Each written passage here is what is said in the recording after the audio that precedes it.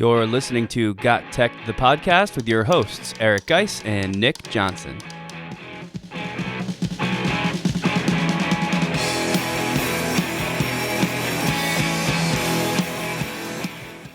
Welcome back, everyone, to GotTechED, the podcast. This is episode 15 called Teacher Tips, Homework, and 21st Century Pen Pals. In this episode, we'll give more advice to all the first-year teachers out there, this time focusing outside the classroom walls. We'll answer the teacher tech question of the day about homework and discuss 21st Century Pen Pals. Finally, we wrap up the episode with another tech battle royale. Check it out.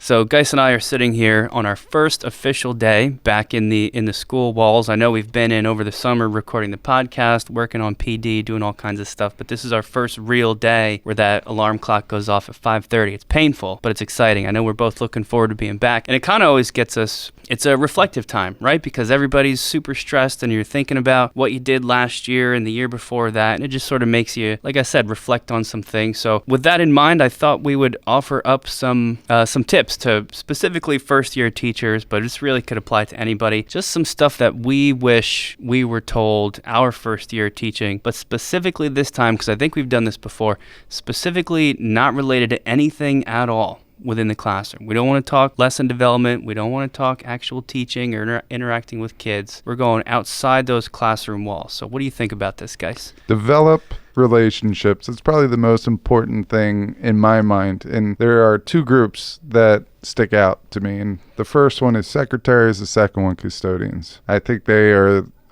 people that you need to get on your side, get to know, because the secretaries for me are the people that are the glue of the building, and they know where everything's at. They know where every form is located. They know who to talk to about certain issues, and it saves you a lot of time. And we teachers know that time is valuable. It's very valuable for us. And I'll give you a quick example of this. Have you ever gone into the secretary's office, main office, let's say, and you walk in and they kind of look at you and they read your face a little bit? And for me, it's the look of, I'm kind of embarrassed to ask because I should know where this is at. Oh, yeah. So for me, recently, it was a professional development form, and I want to go to a professional development. You fill it out, you send it off, it goes and gets approved by 6 different people, and then you get to go, or you don't get to go. But I walk into the main office, the secretary looks at me and she's like, "Guys, what do you need?" And I'm like, "I'm sorry to bother you. I need a professional development form." And she does this thing where she kind of looks at me and, "Come on, guys," right. One of those. And then she points over and, I grab it. And what would take me a long time to figure out takes a very short amount of time. And, I really appreciate the fact that the secretaries go out of the way, but I make sure that I treat them well, and you get them a gift on Secretary Day. Yes, and Christmas, and at the end of the year. Maybe not go overkill and do all 3 of those, but definitely gifts help. Yes, they do. So, like you said, the secretaries really just, they know how the school runs more than anybody else. Here's another group of staff that's really important. How about the custodians? I know just this past year, I had a problem. I could not get my room, and as a chemistry teacher, having paper towels around is like the most important thing for lab work. They're sort of just the all-purpose cleanup. Could not get my room filled with paper towels. Who do you go talk to? The custodians. As long as you've got a good relationship, just like you said with their secretaries, they can help you out. They can make sure you're stocked with what you need. There's nothing more annoying in the wintertime when everybody's got the sniffles and you can't find tissues. You didn't get a chance to run out and grab a box for yourself. Good relationships with the custodians is extremely important as well, kind of similar to how the secretaries Just work. to feed off of that, Nick Johnson, when he does his labs, paper towels are used. Everything is spick and span. He cleans it to a T. It's shiny, it's glistening, and there's nothing on top, of his counters. Everything's put away. So he goes through them all the time. Spotless. I need it spotless. I can't function unless it's perfect. I need my paper towels. And tissues, we get a certain number of boxes allotted per school, and when they're gone, they're gone. But there's always a stash of them somewhere. Yep. Or how about when you put that do not erase sign on your board, you actually want them to listen to you and not erase it. Good relationships with the custodians, super important. All right, let's go into the next little thing, and that's, as a first-year teacher, you're going to get frustrated. In my opinion, it's your hardest year of your career. Yep. You have all these preps to go through. It's first time you're going through the content, all that good stuff. But you just need to know who you should complain to and vent to and who you shouldn't. And for me, if you have another colleague that you're super tight with, yeah, that's okay. But if you need to go above that, you need to make sure that you're complaining and venting to your mentor. All right. It's their job to hear you struggle and to help you work through those. I would stay away from doing the supervisor, and I'm not saying supervisors aren't there to listen, but just note that most supervisors have a lot on their plate. They're supervising multiple departments. There are linkage between teachers and the upper administration, and that's not where you want to go for those channels. Right. Well, plus they're kind of like your boss, so you want to always put the best foot forward there, and maybe complaining to them, especially if you really just need to blow off some steam, is probably not the best idea, but it depends on your relationship with that person. Mostly you just want to, the people you are talking to, make sure they're the right person to speak to for the right thing and develop those habits early on. And kind of in that same line, this was one thing that was really super critical for me, and I think I did do this right from the bat, probably not in all the areas I would have chosen to now looking back, but what I'm talking about is getting involved outside the classroom. It's so important. I know for us at the high school level, when the students see you doing things for and in the school that aren't specifically within your four walls of chemistry or social studies or whatever, it goes a long way. It gives them a way to connect with you. It gives them something to just kind of chit-chat about as they walk in the room or as they leave the room. I know we used to work the football games, kind of doing like security patrol to football games. I still do it. Yeah, I still do it, and it's just a way to show students that you're not just there to teach them. You also care about them, and you want to see them succeed in other avenues other than just straight up academic. And right. I think that's very important. As much of that as you can do. I used to do track officiating too, which was crazy. I've never done it before. I just showed up and they handed me a stopwatch and said, "Here you go. This race is starting in 30 seconds." And I was doing the stopwatch, like the timing for the race, and I was nervous. I was uncomfortable. I was afraid I was going to mess up, but I can't tell you how much it helped the next day. When all the kids saw me there doing it, they were like, "Oh, Mr. Johnson, I didn't even know you did blah, blah, blah. That's so cool." It just opens up this whole other line of communication. So, and it doesn't have to all be sports, obviously, but as many of those things as you can do, it all really helps. And probably the number one thing that new teachers, the piece of advice that we could give you is to make sure that you're taking time for yourself to do things that are not school related, because our profession is challenging in multiple ways. You're not just a teacher, you're a counselor sometimes. Sometimes you're just a friend helping to give advice. We see our students through the hard, through the easy, through the successes, through the failures, and sometimes that could be taxing. So make sure that you're taking some time to go for that hike, read that book, or put your feet up on the couch and watch football. Just do anything that takes you away from the classroom. A big push right now for us is all the mindfulness stuff. Just take a minute to yourself to don't think about anything except being there and enjoying life for what it is, separate from education. You can follow GotTechED outside the podcast at gottech.com or on Twitter at WeGotTechED. So, Nick, I was talking to one of my neighbors, and this neighbor of mine is one of the neighbors that I consider a super fun neighbor. He's always doing stuff with his kids outside. He's originally from Brooklyn, Brooklyn for 35 years. Like a heavy New Yorker accent, kind of. Yeah, I'll do my impression and then I'll move on. But he's like, and his name's Tony. Oh, and he goes, perfect. "Yo, Geisy, what do you think of the homework?" And I'm like, "Tony, what do you mean? What do you think of the homework?" And he's like, "This is where I go into regular voice. I'm not going into Brooklyn the whole time because I don't think it's doing the Brooklyn accent the correct way." We all appreciate that. But yeah, so we're having a conversation. Apparently his school district, and I don't teach in his children's school district. I live in a different school district in which I teach. And he was just wondering my thoughts on homework. And I thought it was actually a very cool piece. And I told him I was going to use it for the podcast. And he was like, he felt like he was a very contributing member to the podcast. And he's super excited. And he wants me to drop him the link afterwards. And I'm super excited. And then after that, we kind of went away from it. But I'm bringing this in for Tony. So Tony, if you're listening, this segment is for you. And I just really want to go over the pros and cons and try to think out loud a little bit about homework. Are we doing ourselves, is homework providing a benefit for students, or are we taking away from a student's life outside of school? Right. So should we maybe sort of do a pros cons and just start going through? I mean, I know one thing that teachers always argue, and I'm not even sure how I feel about this myself currently, but I've heard a lot of teachers say that homework helps teach students responsibility, just as a potential pro, because they're responsible for going home, finishing what you assign, bringing it back by a certain due date. So that's thrown out there a lot. So let me just play devil's advocate here. Like, how much homework are you talking about for responsibility? Could it just be like something very quick? Right. Or does it have to be 45 minutes to an hour long? Is there a set piece of, or a set time of homework that makes it worth that? Right. Or is it the due date itself? And even that is questioned. Like, is it worth, is it so important to have the homework done on a certain day? Or does it matter if it's done correctly 3 days later? Maybe, maybe not. All right, so the pro is it teaches responsibility. The con is there's not enough clarity there, Right. to see how much is too much or too little. All right, so let's go another pro. How about homework giving students a chance to practice? I know this is one that I still, when I put on my traditional teacher hat and I show the students something while they're in class and then they go home, what do I expect them to do? Practice it. I still believe in that model for some things sometimes. So for me, that's a definite pro, just to give them a chance to try what they worked on in class that day, refine those skills, ideally come back with questions the next day. So they go home, you give them a set of 20 questions. I'm just throwing a number out there. I'm not saying that that's the right amount of questions. And they go home and they can't figure out the first one. Right. They're lost on the first one. So therefore, they're going to be lost on the remaining 19. Perhaps. Maybe they get a couple. Yep.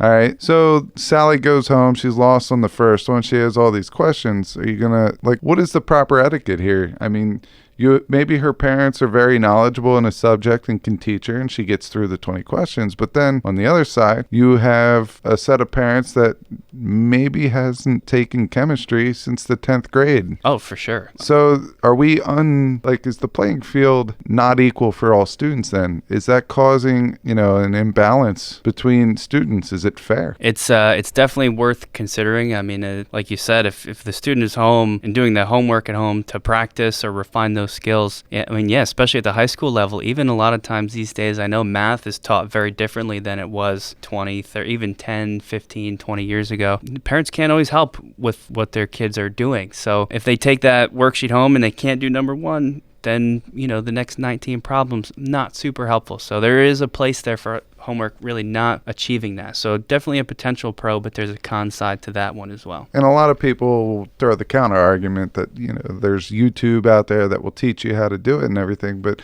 once again, there are families that have the internet and families that have computers at home. Yep. And then there's families that don't have that privilege. Absolutely. And so I kind of see where this could be problematic, the homework. Yeah, I mean, it definitely creates some issues. Here's another one that kind of comes up in certain communities more than others. What about parents demanding homework or equating the amount of homework their students get with the rigor of that school or the quality of that education? I know just as much as some parents think there's way too much, we're starting to see other parents feel like there's maybe not enough, and that implies somehow that the teacher's not doing enough to teach those students. That's super interesting. I mean, I feel like no matter how you look at it, you can see positive. I mean, we've been doing it this whole time. We've seen positives from points of view and negatives from points of view. But really, I mean, what I would like to do is I would like to really take a look at how homework was given, 40, 50 years ago. Right. You take a look at that when, especially a lot of land around here was more farmland, right? Students didn't have time to go home, get homework done, and then go out and perform chores on the farm. If you go back far enough, some students never went to school. They just stayed on the farm and they worked. Right. So I think our priorities are shifting. The way that we live is shifting. And not for nothing, technology allows students to get information 3 times faster. So really, are we teaching more content now that we can get it done quicker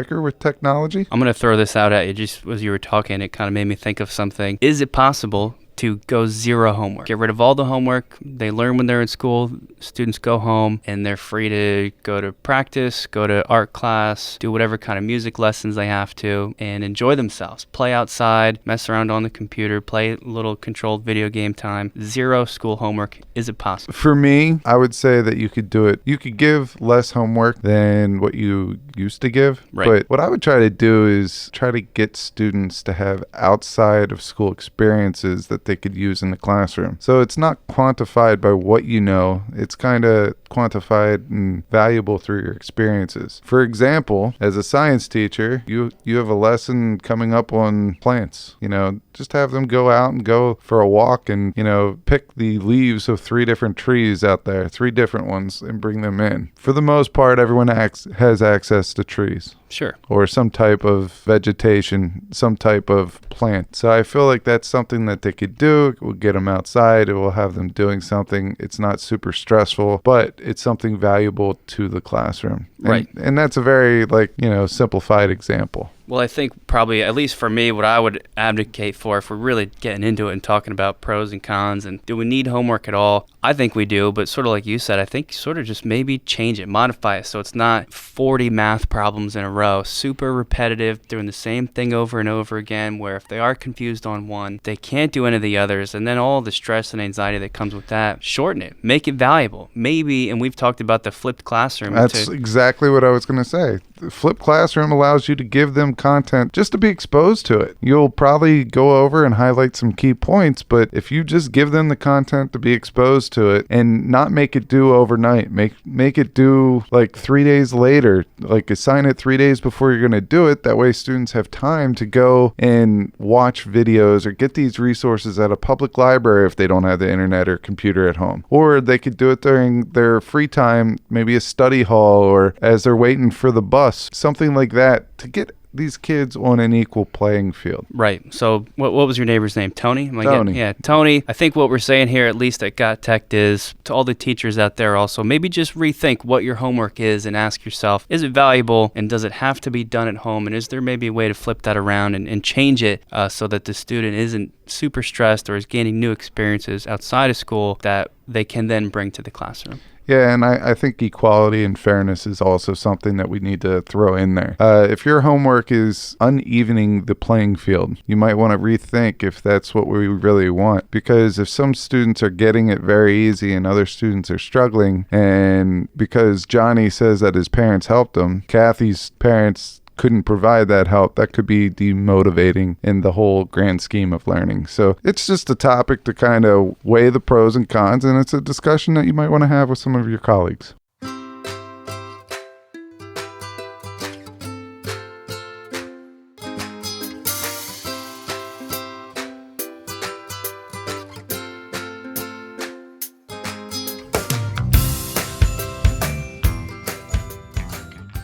Back in the 3rd grade, I remember that my teacher signed the whole class up to have a pen pal. Do you remember back in those days? Yes, it was awesome. I had a pen pal in Hawaii, which I thought was the craziest thing ever. Mine was in Japan and involved a translator, so I would get the original note that was in Japanese, and then I would also get the translated note, which was super cool. That is cool. And I just remember being so excited when we got letters, and they would send them to the school. So there's no home addresses here. They would send them to the school, and every Friday the teacher would be like, oh, and I got these pen pal letters, and everyone would sit up in their chairs and be super excited. And for me, I just remember one letter in particular where we kind of took turns exchanging currency. Like I put a $1 bill, a quarter, a nickel, a dime, and a penny, and I sent it to Japan, and he sent me his currency back, and I thought that was super cool. I still have the currency to this day. I mean, wow. I have not been to Japan, and even if I would go to Japan, I don't know if I would take that with me because it's kind of sentimental. Yeah, it might be out of date at this point too. I mean, we're talking. This is a while back. I'm assuming. I mean, when I had mine, I was in elementary school. So not to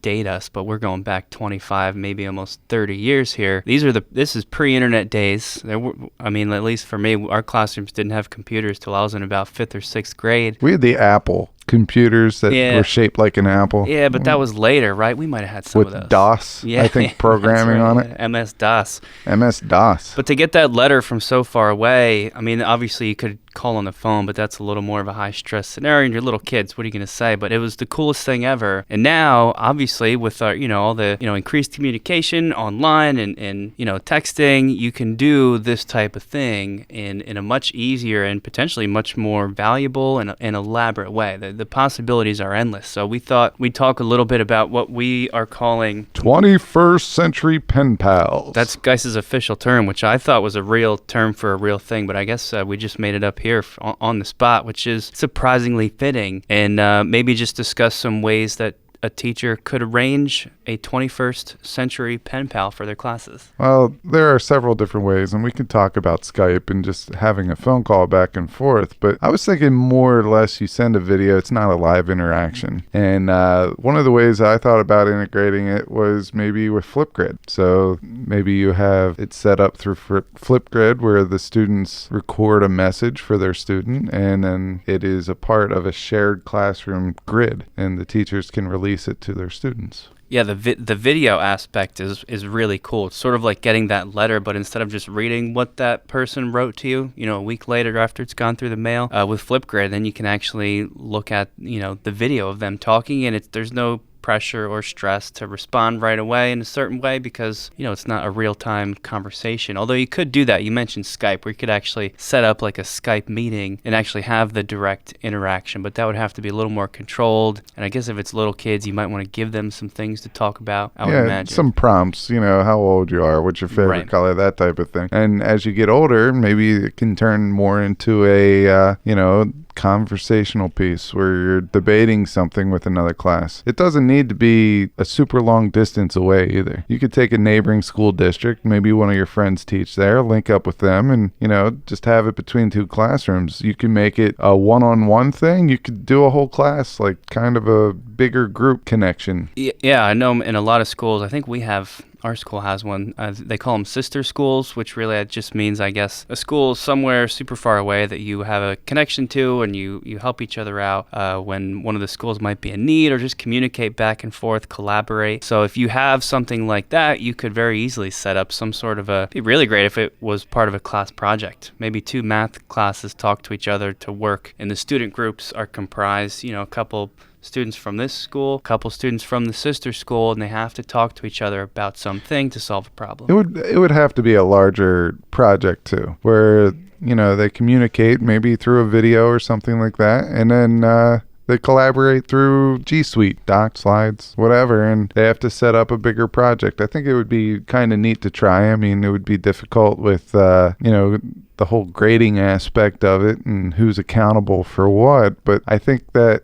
students would appreciate that type of creativity. I know that we use Skype and Hangouts when teachers are interested in getting an outside speaker, like an author or someone in the military, to talk to their groups of students. We do that a lot. I mean, we did it over a dozen times last year. Right. And usually that's done in the media center where I have, a wide angle lens, and I have a rotating camera and a fisheye camera lens, and we have some speakers, and we set up like a little conference room in one of the side rooms. So I know that's doable, but I think what we're talking here is more personalized, more, smaller group things. Right. I think something that deserves to be mentioned, and I don't know a whole lot about this, so maybe you can jump in a little bit, but if you're trying to incorporate some kind of communication between schools, like your story with your pen pal from Japan, there's a language barrier. I know you got the translated letter. Technology makes the translating super easy, and you can do it at the drop of a hat these days. I know, isn't it called Google Translate that will do something like that? Yeah, there's several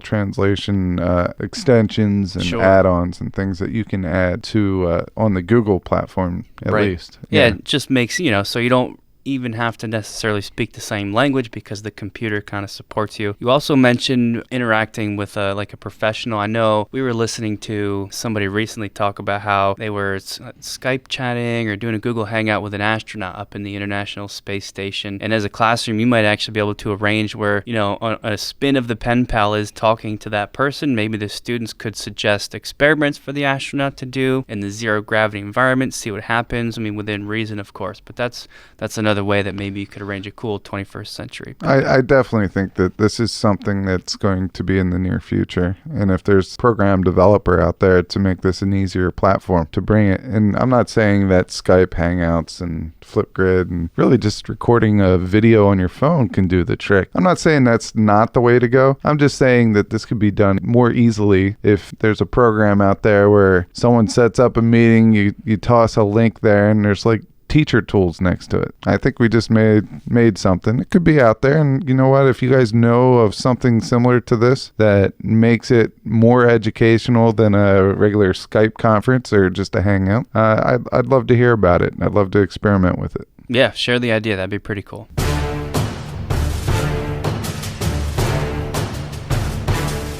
It's time for the Tech Battle Royale! That's right, it's time for the Tech Battle Royale. This is where Nick and I go mano a mano, fisticuffs to fisticuffs. I think that's the right term. That's a good one. But we're going at it. Noggin to noggin, beard to beard. You have a nice beard this week. It's not coming in patchy. I think you're maturing. Well, it's freshly trimmed, so I appreciate the compliment. Some of the categories we'll get into are productivity, video screencasting, Google add-ons, extensions, fun and games, and so many more. Guys, do you want to spin the wheel and get it started? All right, let's do it. So this is always a dangerous one because this is my partner's specialty here. What we have landed on today is Chrome extensions. I don't even know if is it Chrome or is it Google extensions? What's the proper term? I guess they're both kind of the same thing. Chrome is the search engine. Yeah, Google is right. Kind of like the little brother of the search engine. Sure. Either way, we're talking extensions, and I know, there's tons of stuff out there to choose from. I've got an interesting one. Not sure how it's going to play out. I don't know what Geis has lined up for this necessarily. Do you want to kick it off? I know it's the beginning of the school year, and I know that as the school year gets crazy, mine is going to help that teacher get a little less crazy, more organized. All right, what do you got? I guess I'm going first then. You might as well. All right, my extension is called Extensity. If you can't tell by the name, it relates to extensions. And every time I hear of a new extension, I want to try it out. And I want to pass it on to the right people like yourselves listening, or to my teachers and my colleagues. All right, so yes, it is called Extensity. And basically the gist behind Extensity is you download this extension to manage your extensions. Now, I know this sounds ridiculous, but I could tell you I have 145 now extensions downloaded, and they do take up a little bit of space, and they will slow down your computer a little bit if they're all up and running. And I have some extensions that I really like, but I don't want to have them on all the time. For example, I use this one extension that allows you to hover over a image, and it slipped in my mind. I can't remember the name of it. Okay. At the time, it'll probably come to me, but if you hover over an image on a Google image search, it pops out that image, so you could see it a little bit bigger than what it is. That way you don't need to click on it and then go backwards and stuff. Oh, cool. But that image tool or extension, I don't want to have that up there the whole time, because personally I find that pop-out feature annoying unless I'm working on that type of a project, if that makes any sense whatsoever. So Extensity allows you to turn on and off your extensions. So that is mine. Okay. Like I said, it is called Extensity. You need to go check that out. And Nick, what do you got? Well, I just want to first point out that you're suggesting I get another extension to manage all my other extensions. I would just go in and look at all my extensions and delete all the stupid ones that I don't use all the time anyways. Sounds like you're just adding to the pile. Yeah, but if this way, for example, and I just remembered the extension Imagus, IMAGUS. Okay. I don't want to have that on at all times. But if I delete it and I need it later on when I'm working with a project where I want to bring in pictures from the Google world into my project, I don't want to have to go to the Chrome store every time and go do it. I just click on the Extensity icon. I go down to Images, and I turn it back on. So I guess as long as it's easy to turn them on, you just get like a list when you click the little icon of what you have, and you can turn them off and on. Yeah, and you can see all of your extensions there, whether they're on or off, because the ones that are off are grayed out, and the ones that are active are bold. So if you want to turn it on, you just click on it and hit re-enable, and you're good to go. All right. Well, hold on to your socks for this one, because it might knock them off. Okay, I'm ready. You holding them? I'm holding them. Sound Gecko. Oh. It's called Sound Gecko. It's a pretty cool Chrome extension. I think the beauty of this is in its simplicity. I know what it is. You always This is where you hit the little gecko symbol up in the top and you can save on car insurance. that's one. Or is this the one where you click on the gecko and you could hear like geckos in nature? Well, actually, if I just found this out a little bit ago, when you just Google, like without any other clarifiers, if you just Google Sound Gecko, it just takes you to a bunch of YouTube videos that show you the actual sound that real geckos make. I don't even know they made a sound, but I thought it was pretty cool. All right, so I'm guessing it has nothing to do with the sound of the gecko. It has nothing to do with that. I actually don't know the origin of the name, but Sound Gecko is obviously another Chrome extension. So when you add it to your Chrome browser and you click the little button, it allows you to, if you highlight text, so this can be just a little snippet of text, or I think for me, the application would be larger chunks of text if I'm really busy doing something else. You highlight it, and Sound Gecko will read that text back to you without you actually having to read it yourself. So it just vocalizes everything you've highlighted. I know for me, being involved with multiple projects at one time, especially if I'm doing something for my own school, a class that I'm in, and also working on something at home, maybe while I'm making dinner or cleaning up, the ability to highlight something and have it read to me so I don't actually have to sit there and only do that one thing. It's a great way to multitask. It's just super valuable. So it's simple, but it's extremely effective, and I would recommend Sound Gecko to anybody. So does it work on your emails? Sure does. And so any article that you want. So basically anything on your Chrome platform that's up, you can highlight it and it reads to you. As long as it's in the Chrome browser. So yeah, emails would count for that. Social media, like I said, any kind of article, as long as you can highlight the text. So certain like PDFs where you can't actually highlight anything, it depends on the type of PDF, those won't work. But yeah, it'll read that back to you. I wonder if it like does different accents. Because if so. they need a Brooklyn accent, I know a guy. We just get Tony down here and we'll set up the Tony accent for Sound Gecko. I don't think that's a feature yet, although that would make it a stronger contender here. I don't know. Our extensions are pretty different. They are pretty different, and it's hard to pick a winner here. I mean, obviously, I'm going to go with mine, but I'm open for debate on this one. You got Sound Gecko.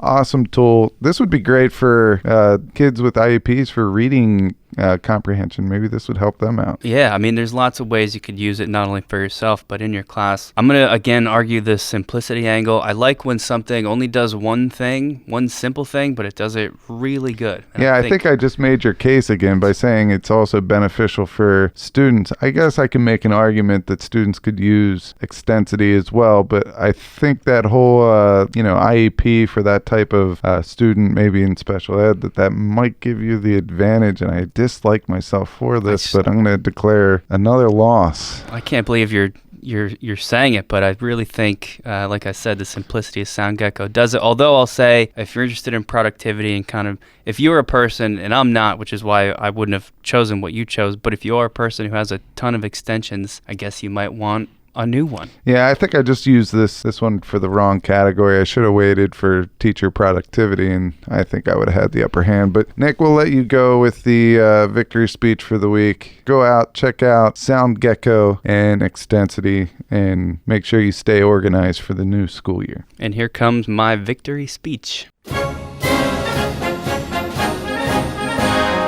Aaron Lorton, author and road trip connoisseur, writes, "There is a strange comfort in knowing that no matter what happens today, the sun will rise again tomorrow. I think this sentiment is especially important for teachers to remember during these early weeks of the school year. So whether you're a new teacher trying to keep your head above water or an experienced one wrestling with the newest changes, the sun will rise again tomorrow and you'll get a new chance to do your best. So with each rising sun, consider some of our tips from this episode. Buy coffee for your main office secretaries, get a birthday gift for your classroom custodian, revise your upcoming homework assignment, organize some 21st century pen pals for your class, and try Extensity or Sound Gecko. Or don't, because tomorrow is another day." Thanks for listening to GotTech the podcast. You can follow us on Twitter at WeGotTech or follow along on our website, gottech.com. Until next time.